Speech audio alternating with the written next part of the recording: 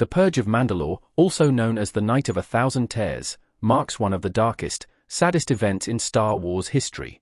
However, the franchise has yet to delve deep into the full story behind the tragic fall of the once proud and powerful planet of Mandalore, offering a perfect story for Marvel's Star Wars comics to fully explore.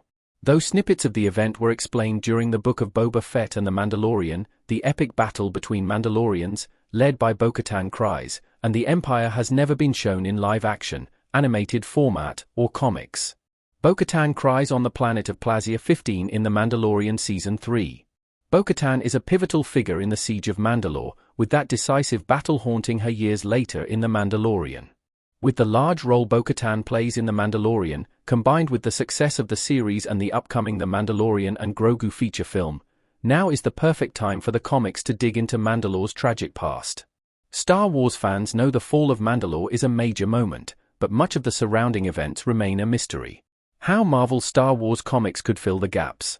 Not much is known about the decisive battle between the Empire and the Mandalorians. Prior to the events that seemingly wiped out the majority of Mandalorians and destroyed the planet's livability, Bo-Katan Kryze was named leader of the Mandalorians. As a people of tradition, the many separate houses and clans of Mandalore united as one and proclaimed loyalty to the person who wields the famed darksaber, in this case, Bo-Katan. The darksaber is a flat black-bladed lightsaber forged over 1,000 years before the rise of the Empire by the first and only Mandalorian Jedi, Tar Vizsla. The darksaber was a lost relic, leaving the people of Mandalore operating as separate clans rather than a united force. In the events of Star Wars Rebels that occur near the end of the Galactic Civil War, Mandalorian rebel Sabine Wren stumbled upon the weapon in Darth Maul's lair. After Sabine retrieved the darksaber, she learned that the weapon historically belongs to the person who wins it in battle, as she did against Maul, and that person automatically becomes the leader of Mandalore. Sabine did not want the responsibility of uniting her people, nor did she feel qualified to do so. After Sabine acquired the darksaber, she returned to Mandalore and engaged in a mission to rescue her father. With Bo-Katan at her side as an ally, the mission was successful and Sabine renounced her claim to the darksaber, willingly passing it on to Bo-Katan, making Bo-Katan the rightful leader of Mandalore. After the events of Star Wars Rebels, Bo-Katan was not seen again until Season 2 of The Mandalorian. Though an exact timeline has not been confirmed, based on significant battles and events, The Mandalorian takes place at least 10 years after Bo-Katan became the leader of Mandalore. Under Bo-Katan's leadership, Mandalore fell into Imperial hands. Bo-Katan continues to blame herself for the defeat years later.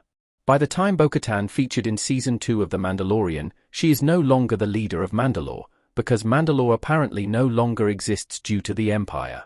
Throughout the season, both Bo-Katan and Din Djarin are on the hunt for a former Imperial Security Bureau warlord, Moff Gideon.